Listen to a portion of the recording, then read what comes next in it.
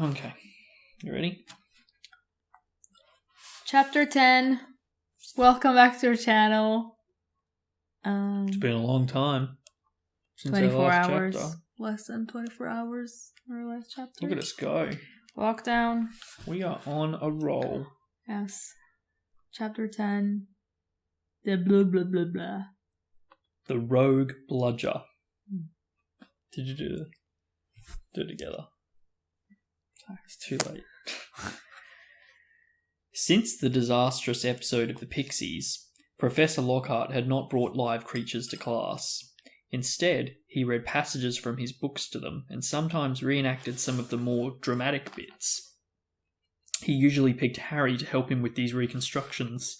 So far, Harry had been forced to play a simple Transylvanian villager whom Lockhart had cured of a babbling curse, a Yeti with a head cold, and a vampire who had been unable to eat anything except lettuce since Lockhart had dealt with him.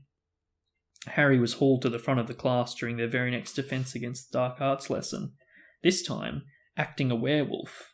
If he hadn't had a very good reason for keeping Lockhart in a good mood, he would have refused to do it. Nice loud howl, Harry. Exactly. And then, if you'll believe it, I pounced. Like this. Slammed him to the floor. Thus, with one hand, I managed to hold him down. With my other, I put my wand to his throat. I then screwed up my remaining strength and performed the immensely complex Homorphous charm. He let out a piteous moan. Go on, Harry. Higher than that. Good. The fur vanished, the fangs shrank, and he turned back into a man. Oh, what a striking gentleman. What a guy. Simple, yet effective. And another village will remember me forever as the hero who delivered them from the monthly terror of werewolf attacks. The bell rang, and Lockhart got to his feet. Homework. Compose a poem about my defeat of the Wagga Wagga werewolf. Signed copies of Magical Me to the author of the best one. The class began to leave. Harry returned to the back of the room where Ron and Hermione were waiting. Ready? Harry muttered. Wait till everyone's gone, said Hermione nervously. All right. She approached Lockhart's desk, a piece of paper clutched tightly in her hand, Harry and Ron right behind her. Professor Lockhart, Hermione stammered. I wanted to get this book out of the library, just for background reading. She held out the piece of paper, her hand shaking slightly. But the thing is, it's in the restricted section of the library, so I need a teacher to sign for it. I'm sure it would help me understand what you say in Gadding with Ghouls about slow-acting venoms.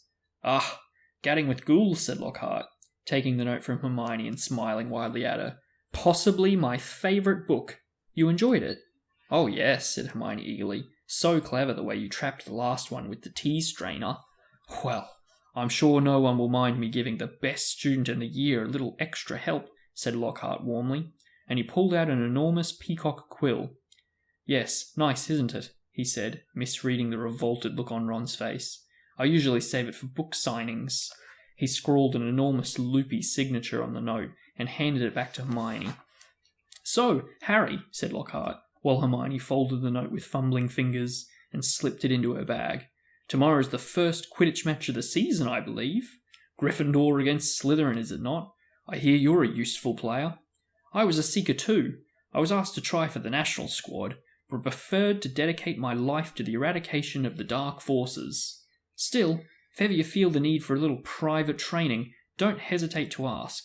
Always happy to pass on my expertise to less able players. Harry made an indistinct noise in his throat, and then hurried off after Ron and Hermione. I don't believe it, he said, as the three of them examined the signature on the note. He didn't even look at the book we wanted. It's because he's a brainless git, said Ron. But who cares? We've got what we needed. He is not a brainless git, said Hermione shrilly, as they half ran towards the library. Just because he said you were the best student in the year. They dropped their voices as they entered the muffled stillness of the library. Madame Pince, the librarian, was a thin, irritable woman who looked like an underfed vulture. Most potent potions, she repeated suspiciously, trying to take the note from Hermione, but Hermione wouldn't let go. I was wondering if I could keep it, she said breathlessly. Oh, come on, said Ron, wrenching it from her grasp and thrusting it into Madame Pince. We'll get you another autograph. Lockhart'll sign anything if it stands still long enough. Madame Pince held the note up to the light, as though determined to detect a forgery, but it passed the test. She stalked away between the lofty shelves and returned several minutes later, carrying a large and mouldy-looking book. Hermione put it carefully into her bag, and they left, trying not to walk too quickly or look too guilty. 5 minutes later they were barricaded in Moaning Myrtle's out-of-order bathroom once again. Hermione had overridden Ron's objections by pointing out that it was the last place anyone in their right minds would go, or so they were guaranteed some privacy. Moaning Myrtle was crying noisily in her cubicle, but they were ignoring her, and she them. Hermione opened most potent potions carefully, and the three of them bent over the damp, spotted pages. It was clear from a glance why it belonged in the restricted section. Some of the potions had effects almost too gruesome to think about, and there were some very unpleasant illustrations, which included a man who seemed to have been turned inside out and a witch sprouting several extra pairs of arms out of her head. Here it is, said Hermione excitedly, as she found the page headed The Polyjuice Potion. It was decorated with drawings of people halfway through transforming into other people. Harry sincerely hoped the artist had imagined the looks of intense pain on their faces. This is the most complicated potion I've ever seen, said Hermione, as they scanned the recipe. Lacewing flies, leeches, fluxweed and knotgrass, she murmured, running her finger down the list of ingredients. Well, they're easy enough. They're in the student store cupboard. We can help ourselves. Ooh, look, powdered horn of a bicorn. Don't know where we're going to get that. Shredded skin of boomslang, that'll be tricky too. And of course a bit of whoever we want to change into. Excuse me, said Ron sharply. What do you mean? A bit of whoever we're changing into? I'm drinking nothing with crab's toenails in it. Hermione continued as though she hadn't heard him. We don't have to worry about that yet, because we add those bits last. Ron turned, speechless, to Harry, who had another worry. Do you realise how much we're going to have to steal, Hermione? Shredded skin of boomslang? That's definitely not in the student's cupboard. What are we going to do? Break into Snape's private stores? I don't know if this is a good idea. Hermione shut the book with a snap. Well, if you two are going to chicken out, fine, she said. There were bright pink patches on her cheeks, and her eyes were brighter than usual. I don't want to break rules, you know. I think threatening Muggleborns is far worse than brewing up a difficult potion. If you don't want to find out it's Malfoy, I'll go straight to Madame Pince now and hand the book back in. I never thought I'd see the day when you'd be persuading us to break rules, said Ron. All right, we'll do it. But not toenails, okay? How long will it take to make anyway? Said Harry, as Hermione, looking happier, opened the book again. Well, as the fluxweed has got to be picked at the full moon, and the lacewings have got to be stewed for 21 days, I'd say it'd be ready in about a month, if we can get all the ingredients. A month? Said Ron. Malfoy could have attacked half the Muggleborns in the school by then. But Hermione's eyes narrowed dangerously again, and he added swiftly. Muggleborn doesn't mean like anyone's that Muggle, right? Their parents are Muggles. Parents are Muggle, yeah. okay. So Hermione. Yeah, okay. I thought just Muggle-born. They're born Muggle. No. Okay, So they're born into a Muggle family. Yeah, I was like, how many Muggles are there? Like, only like that guy Filch, yeah. Okay. But it's the best plan we've got, so full steam ahead, I say. However, while Hermione was checking that the coast was clear for them to leave the bathroom, Ron muttered to Harry, It'll be a lot less hassle if you could just knock Malfoy off his broom tomorrow.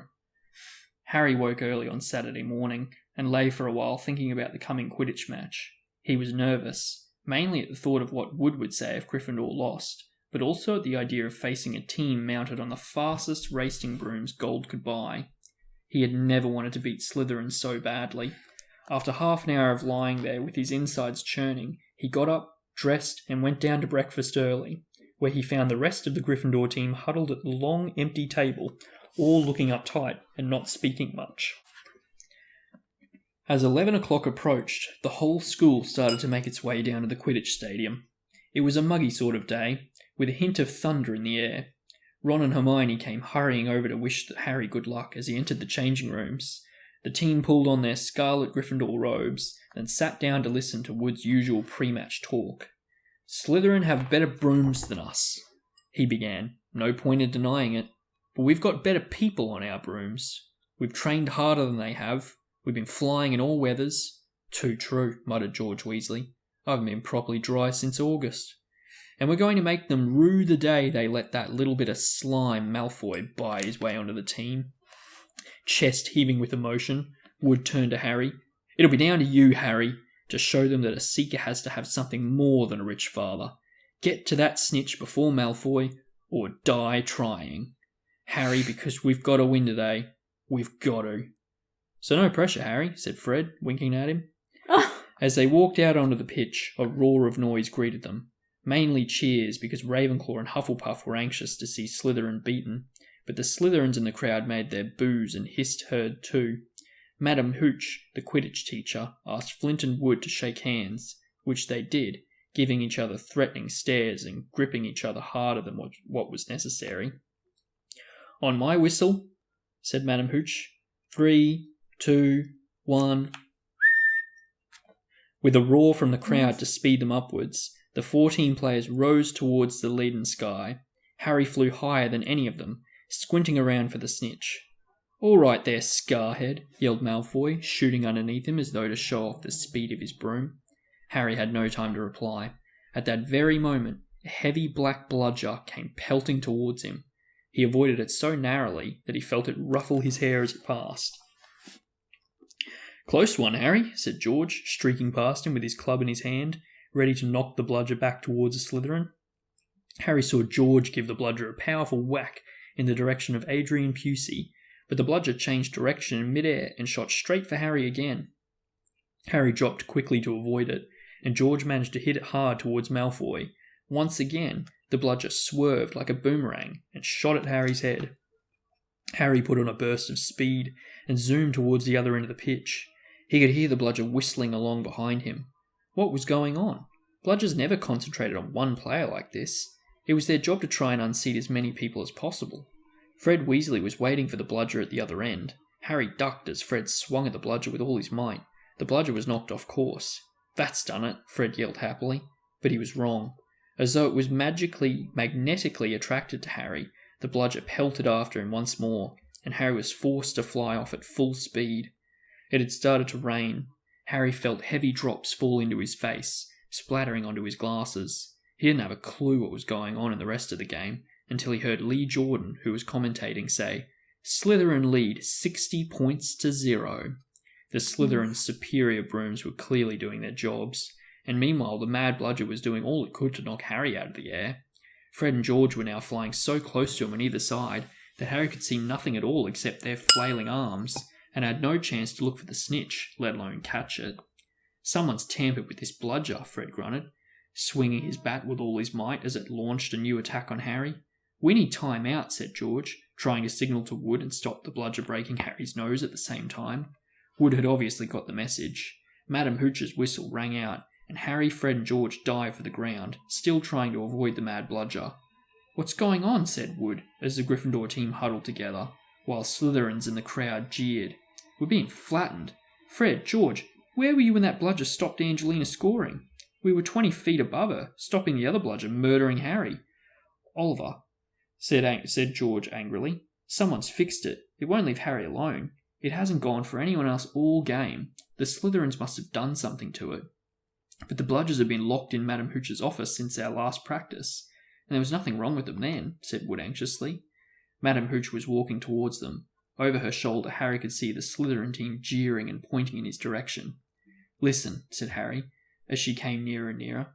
With you two flying around me all the time, the only way I'm going to catch the snitch is if it flies up my sleeve. Go back to the rest of the team and let me deal with the rogue one. Don't be thick, said Fred. It'll take your head off. Wood was looking from Harry to the Weasleys. Oliver, this is mad, said Alicia Spinnet angrily. You can't let Harry deal with that thing on his own. Let's ask for an inquiry.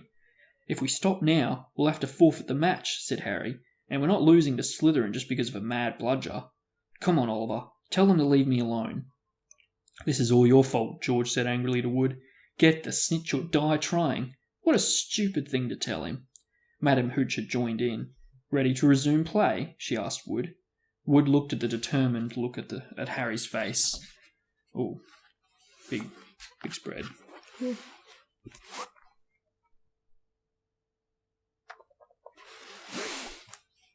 Wasn't ready for that.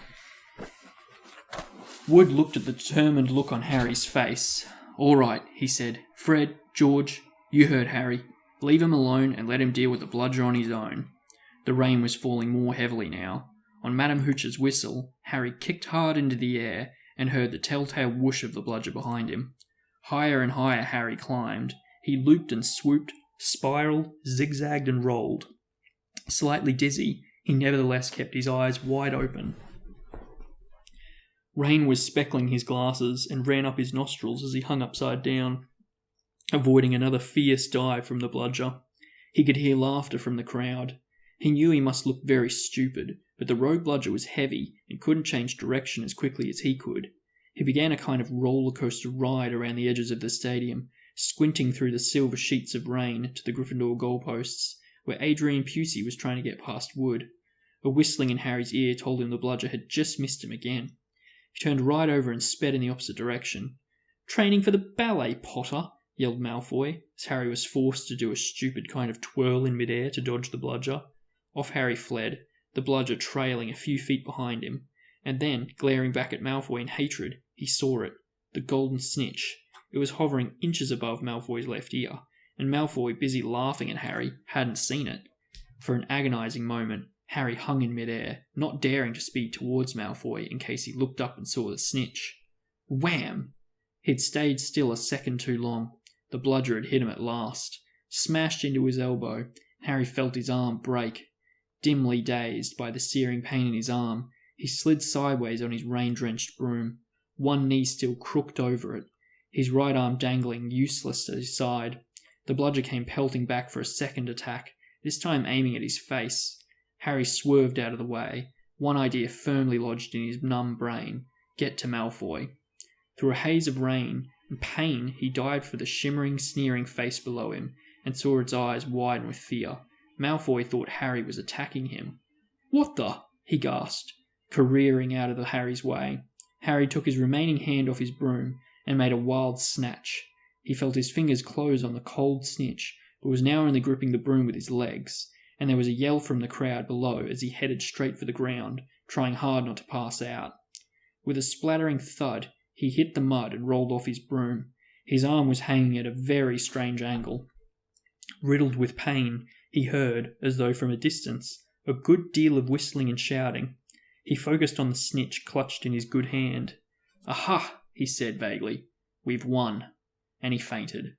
He came round, rain falling on his face, still lying on the pitch, with someone leaning over him. He saw a glitter of teeth. "Oh no, not you," he moaned. "Doesn't know what he's saying," said Lockhart loudly, to the anxious crowd of Gryffindors pressed around them. "Not to worry, Harry. I'm about to fix your arm." "No," said Harry. Does he say, "Oh no, not you" in the movie? Yeah. Really? Yeah. I'll keep it like this, thanks. He tried to sit up, but the pain was terrible. He heard a familiar clicking noise nearby.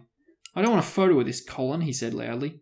"Lie back, Harry," said Lockhart soothingly. "It's a simple charm I've used countless times." "Why can't I just go to the hospital wing?" said Harry through clenched teeth. "He should really, Professor," said a muddy Wood, who couldn't help grinning even though his seeker was injured. "Great capture, Harry. Really spectacular. Your best yet, I'd say." Through the thicket of legs around him, Harry spotted Fred and George Weasley wrestling the rogue bludger into a box. It was still putting up a terrific fight. "Stand back," said Lockhart, who was rolling up his jade green sleeves. "No, don't," said Harry weakly, but Lockhart was twirling his wand, and a second later had directed it straight at Harry's arm. A strange and unpleasant sensation started at Harry's shoulder and spread all the way down to his fingertips. It felt as though his arm was being deflated. He didn't dare look at what was happening. He had shut his eyes, his face turned away from his arm, but his worst fears were realised as the people above him gasped, and Colin Creevey began clicking away madly. His arm didn't hurt anymore, but nor did it feel remotely like an arm.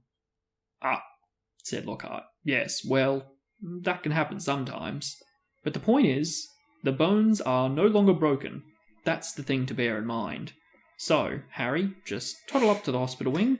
And what Hagrid said, there's no bones left. Ah, Mr. Weasley, Where's Miss Granger. Hagrid? Not here? He's not here. Oh, but he's in the movie. It's not in There's the book. no bones left. Okay, I said it. Go. Ah, Mr. Weasley, Miss Granger, would you escort him? And Madame Pomfrey will be able to, tidy you up a bit. As Harry got to his feet, he felt strangely lopsided. Taking a deep breath, he looked down at his right side. What he saw nearly made him pass out again. Poking out one end of the robe was what looked like a thick, flesh-coloured rubber glove. He tried to move his fingers, but nothing happened. Lockhart hadn't mended Harry's bones. He had removed them. Oh!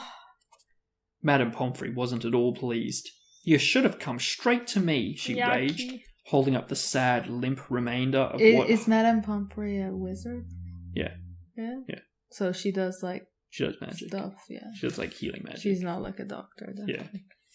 You should have come straight to me, she raged, holding up the sad, limp remainder of what half an hour before had been a working arm. Lockhart is like those men or women, I'm not going to be sexist, people that think they know everything, you know?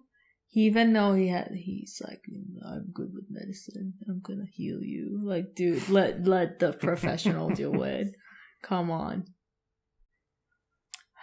I can mend bones in a second, but growing them back, you will be able to, won't you? Said Harry desperately.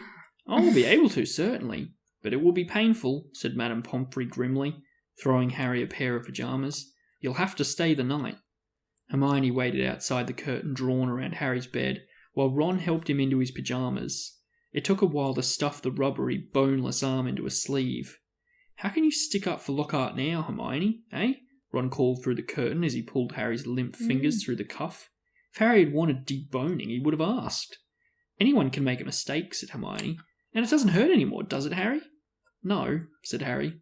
But it doesn't do anything else either. As he swung himself onto the bed, his arm flapped pointlessly. Hermione and Madame Pomfrey came around the curtain. Madame Pomfrey was holding a large bottle of something labelled Skelligro. You're in for a rough night, she said, pouring out a steaming beakerful and handing it to him. Regrowing bones is a nasty business.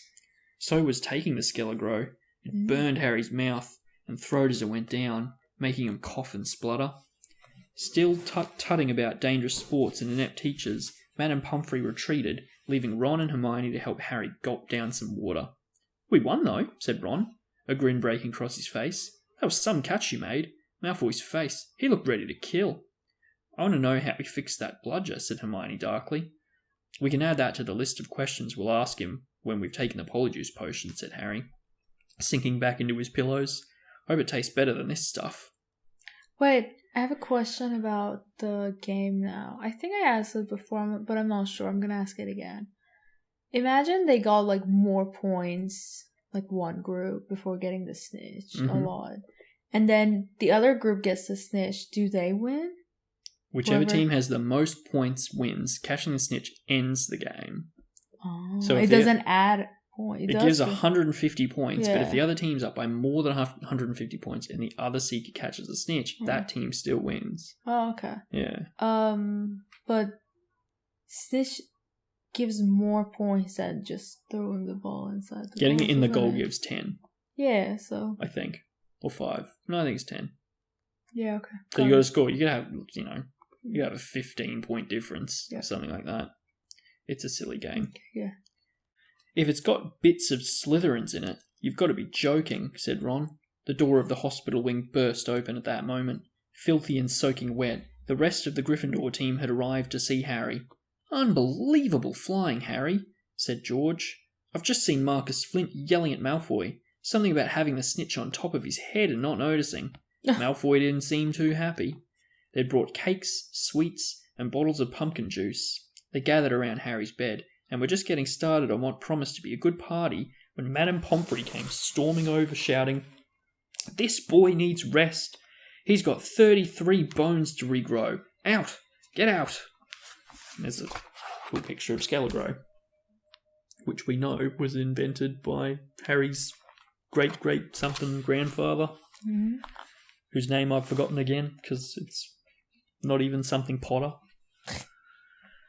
And Harry was left alone, with nothing to distract him from the stabbing pains in his limp arm. Hours and hours later, Harry woke quite suddenly in the pitch blackness and gave a small yelp of pain. His arm now felt full of large splinters. For a second, he thought it was what had woken him up. Then, with a thrill of horror, he realised that someone was sponging his forehead in the dark. "Get off!" he said loudly, and then, "Dobby!" Aww. The house elf's goggling tennis ball eyes were peering at Harry through the dark. A single tear was running down his long, pointed nose. "Harry Potter came back to school," he whispered miserably. "Dobby warned Harry Potter. Ah, sir, why didn't you heed Dobby? Why didn't Harry Potter go back home when he missed the train?" Harry heaved himself up on his pillows and pushed Dobby's sponge away. "What are you doing here?" he said. "And how did you know I missed the train?" Dobby's lip trembled, and Harry was seized by a sudden suspicion. "It was you," he said slowly. "You stopped the barrier from letting us through."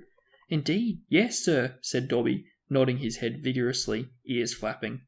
"Dobby hid and watched for Harry Potter and sealed the gateway." You asked me in the beginning of the book, why the thing got closed and like how were they gonna come back, the parents. And it was like, I don't know, like it'll turn off after a while. You're tricking me. Yeah? I don't remember. Good question. Yeah, I was probably just trying to make you think. I don't even remember what I was doing. It obviously worked. No, but yes, I know it was Dobby that did it. Yeah, I know. Yeah, Dobby closed the barrier. You would have known that too. Can you hold that, please? For a movie? Yeah, from the movie. But I will forget. I don't know. We see Dobby do it in the movie. Yeah. Like we literally see him like. But in the book we don't know it's Dobby at that point. Like it's just the barrier doesn't work for some reason. So I probably asked you just to see if you remember from the movie, maybe. But I've seen the movie 150 times. And you still forgot. Yeah, that's alright. Dobby hid and watched for Harry Potter and sealed the gateway, and Dobby had to iron his hands afterwards. He showed Harry 10 long bandaged fingers. But Dobby didn't care, sir, for he thought Harry Potter was safe, and never did Dobby dream that Harry Potter would get to school another way. He was rocking backwards and forwards, shaking his ugly head. Dobby was so shocked when he heard Harry Potter was back at Hogwarts, he let his master's dinner burn. Such a flogging Dobby never had, sir.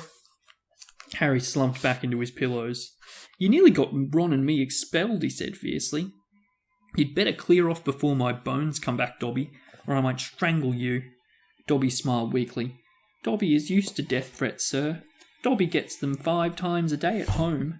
He blew his nose on a corner of the filthy pillowcase he wore, looking so pathetic that Harry might have felt his anger ebb away in spite of himself. "Why do you wear that thing, Dobby?" he asked curiously. "This, sir," said Dobby, plucking at the pillowcase. "'Tis a mark of the house elves' enslavement, sir. Dobby can only be freed if his masters presents him with clothes, sir. The family is careful not to pass Dobby even a sock, sir, for then he would be free to leave their house forever." Dobby mopped his bulging eyes and said suddenly, Was also about socks? Say it again. So if they accidentally give him clothes, they're free. So that's what they say in the book. Yeah, so like in the movie he gives the sock and then he's free, Yeah. Which is a bit silly, really, because they can't even... Can they get him to do, like, washing in the laundry? Like, here, go do my laundry. Like, wow, all this clothes, I'm free. Dobby... What about him touching the clothes? Yeah, he can do it. I think it's as long as they don't give it to him. If they give it to him and say, like, this is to do the washing, that's probably fine. Dobby mopped his bulging eyes and said suddenly, "Harry Potter must go home." Dobby thought his bludger would be enough to make... "Your bludger," said Harry, anger rising once more. "What do you mean, your bludger? You made that bludger try and kill me." "Not kill you, sir. Never kill you," said Dobby, shocked. "Dobby wants to save Harry Potter's life. Better sent home, grievously injured, than remain here, sir. Dobby only wanted Harry Potter hurt enough to be sent home." "Oh, is that all?" said Harry angrily. "I don't suppose you're going to tell me why you want to be sent home in pieces." "Ah, if Harry Potter only knew," Dobby groaned. more tears dripping onto his ragged pillowcase. "If he knew what he means to us, to the lowly, the enslaved, us dregs of the magical world. Dobby remembers how it was when he who must not be named was at the highest of his powers, sir. We house elves were treated like vermin, sir. Of course Dobby is still treated like that, sir," he admitted, drying his face on the pillowcase. "But mostly, sir, life has improved for my kind since you triumphed over he who must not be named. Harry Potter survived, and the Dark Lord's power was broken, and it was a new dawn, sir, and Harry Potter shone like a beacon of hope for those of us who thought the dark days would never end. And now, at Hogwarts, terrible things are perhaps happening already, and Dobby cannot let Harry Potter stay here now that history is to repeat itself, now that the Chamber of Secrets is open once more." Oh, that was a lot of exposition, wasn't it? Mm-hmm. Dobby froze, horror-struck, then grabbing Harry's water jug from the bedside table, he cracked it over his own head, toppling out of sight. A second later, he crawled back onto the bed, cross-eyed, muttering, "Bad Dobby, very bad Dobby." "So there is a Chamber of Secrets," Harry whispered. "And did you say it's been opened before? Tell me, Dobby." He seized the elf's bony wrist as Dobby's hand inched towards the water jug. "But I'm not Muggle-born. How can I be in danger?" "Ah, sir, ask no more of poor Dobby," stammered the elf, his eyes huge in the dark. "Dark deeds are planned in this place, but Harry Potter must not be here when they happen. Go home, Harry Potter, go home. Harry Potter must not meddle in this. It is too dangerous." "Who is it, Dobby?" Harry said, keeping a firm hold on Dobby's wrist to stop him from hitting himself with the water jug again. "Who's opened it? Who opened it last time?" "Dobby can't, sir. Dobby can't. Dobby mustn't tell," squealed the elf. "Go home, Harry Potter. Go home." "I'm not going anywhere," said Harry fiercely. "One of my best friends is Muggle-born. She'll be first in line if the chamber really has opened." "Harry Potter risks his own life for his friends?" moaned Dobby, in a kind of miserable ecstasy. "So noble, so valiant, but he must save himself. He must. Harry Potter must not." Dobby suddenly froze, his bat ears quivering. Harry heard it too. There were footsteps coming down the passageway outside. "Dobby must go," breathed the elf, terrified. There was a loud crack, and Harry's fist was suddenly clenched on thin air. He slumped back into bed, his eyes on the dark doorway to the hospital wing as the footsteps drew nearer. Next moment, Dumbledore was backing into the dormitory, wearing a long woolly dressing gown and a nightcap. He was carrying one end of what looked like a statue. Professor McGonagall appeared a second later, carrying its feet. Together, they heaved it into the bed. "Get Madame Pomfrey," whispered Dumbledore, and Professor McGonagall hurried past the end of Harry's bed out of sight. Harry lay quite still, pretending to be asleep. He heard urgent voices, and then Professor McGonagall swept back into view, closely followed by Madame Pomfrey, who was pulling a cardigan on over a nightdress. He heard a sharp intake of breath. "What happened?" Madame Pomfrey whispered to Dumbledore, bending over the statue on the bed. "Another attack," said Dumbledore. "Minerva found him on the stairs." "There was a bunch of grapes next to him," said Professor McGonagall. "We think he was trying to sneak up here to visit Potter." Harry's stomach gave a horrible lurch. Slowly and carefully, he raised himself a few inches so he could look at the statue on the bed. A ray of moonlight lay across its staring face. It was Colin Creevey. His eyes were wide, and his hands were stuck up in front of him, like holding a camera. "Petrified," whispered Madame Pomfrey. "Yes," said Professor McGonagall, "but I shudder to think. If Albus hadn't been on the way downstairs for hot chocolate, who knows what might have." The three of them stared down at Colin. Then Dumbledore leaned forward and prized the camera out of Colin's rigid grip. "You don't think he managed to get a picture of his attacker?" said Professor McGonagall eagerly. Dumbledore didn't answer. He prized open the back of the camera. "Good gracious," said Madame Pomfrey. A jet of steam had hissed out of the camera. Harry, 3 beds away, caught the acrid smell of burnt plastic. "Melted," said Madame Pomfrey, wonderingly. "All melted." "What does this mean, Albus?" Professor McGonagall asked urgently. "It means," said Dumbledore, "that the Chamber of Secrets is indeed once again open." Madame Pomfrey clapped a hand to her mouth. Professor McGonagall stared at Dumbledore. "But Albus, surely, who?" "The question is not who," said Dumbledore, his eyes on Colin. "The question is how." and from what Harry could see of Professor McGonagall's shadowy face, she didn't understand this any better than he did. That's the chapter. Yeah. Wow. Cool. Okay, Lockhart's class in the beginning. Finally did something. Turned the thing to a guy. Which was nice, finally. The potion they were making.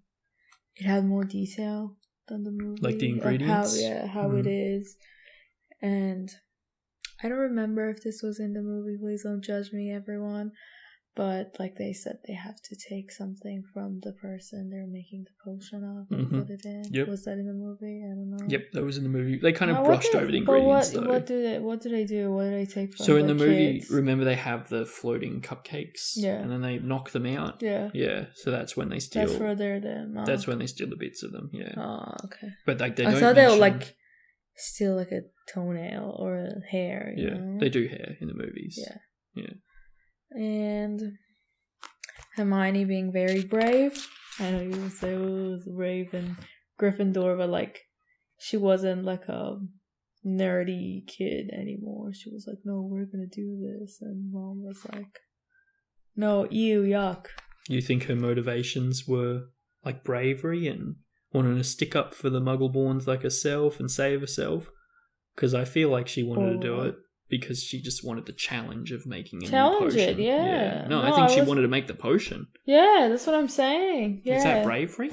No, but like she was brave enough to say, and Ron was like, no, this is too much. This is like such a big challenge. It's so hard. But she was like, no.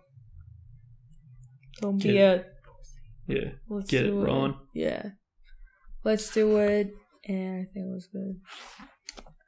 The game, tried to show that was intense. Then, Gryffindor won, which was nice, but Harry lost her bones. What do you think of Draco's performance?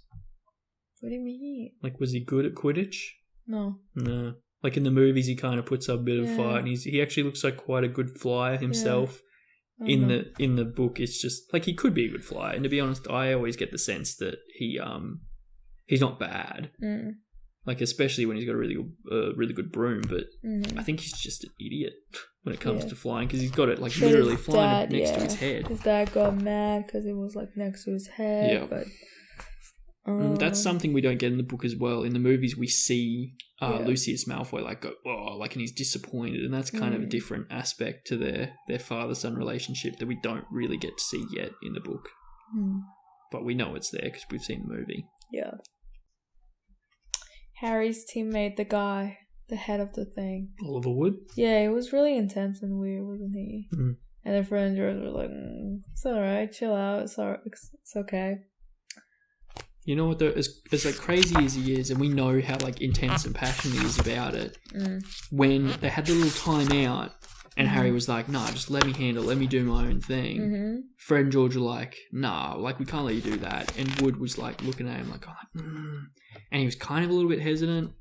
Like in my head, like before I'd read it again, I would just think in my head, Wood would just be like, go win it, go win the game, you know.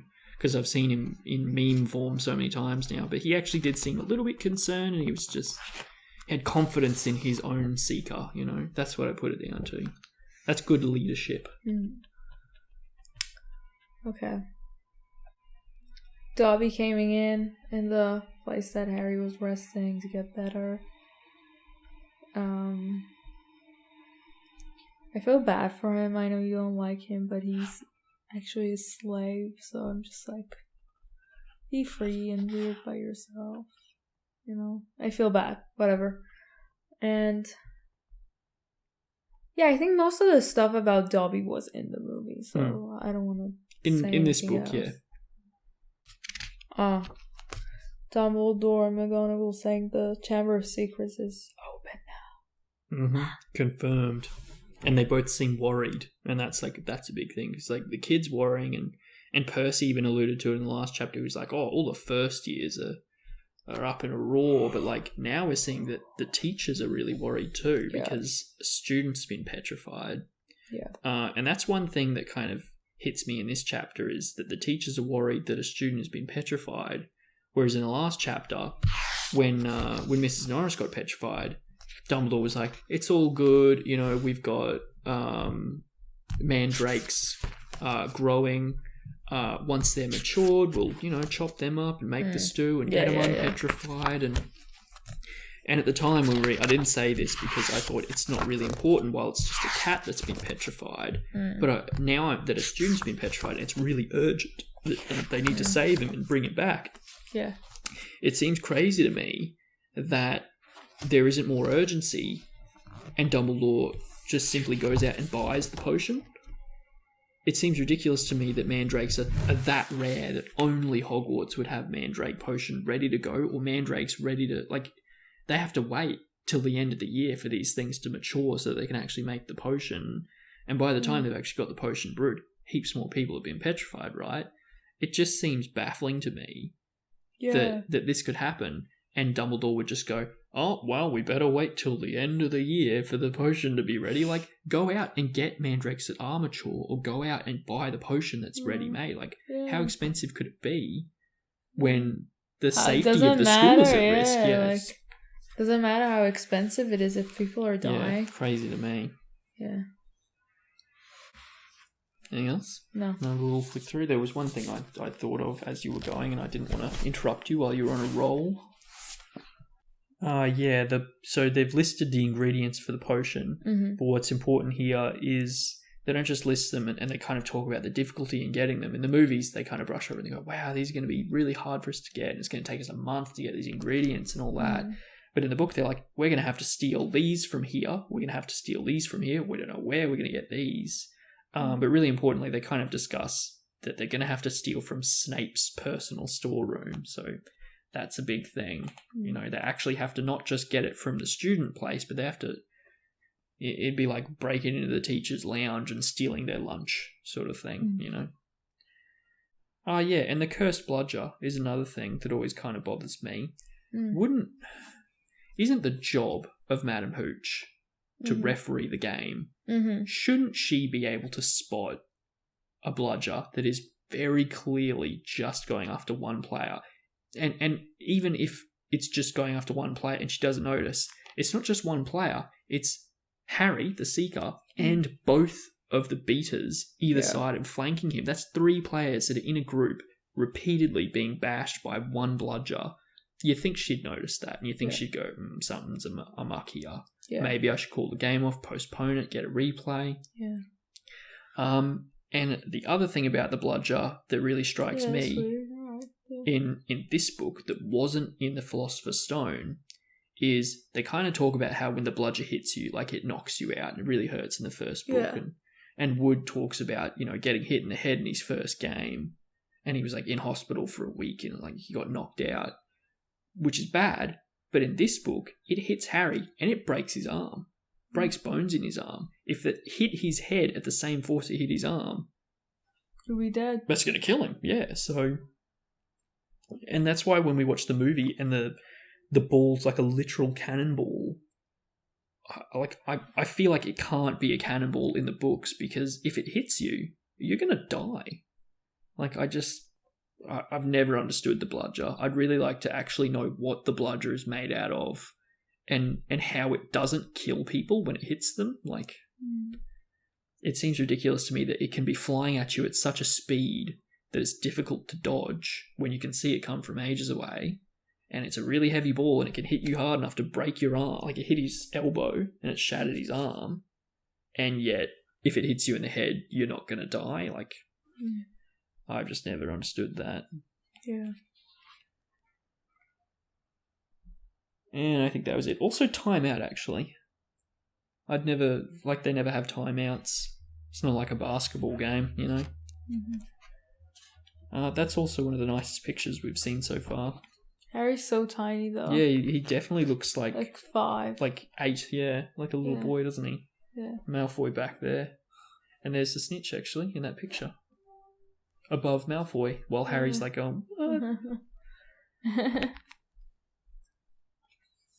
Yes, and you already pointed out that Hagrid wasn't there. And it was also raining.